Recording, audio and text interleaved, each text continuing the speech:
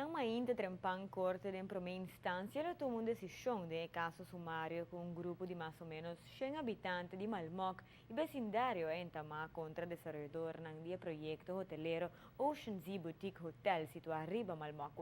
E vizinhan ta contra ko abrir um hotel banda de Nancas que sempre está destinado como uma área residencial afluente. Jueza proibiu para a companhia seguir explotar a propriedade como um hotel. Te dia que dicta sentença. Sem dúvida, a vizinha haia banho de água frio, net prometo que tira pagar a passava sobre o dia 30 de dezembro, ainda o ministro Benisi Wenger cambia a destinação de terreno e a permitir construir um hotel em Nang e também cambia permisso de construção for de casa para hotel.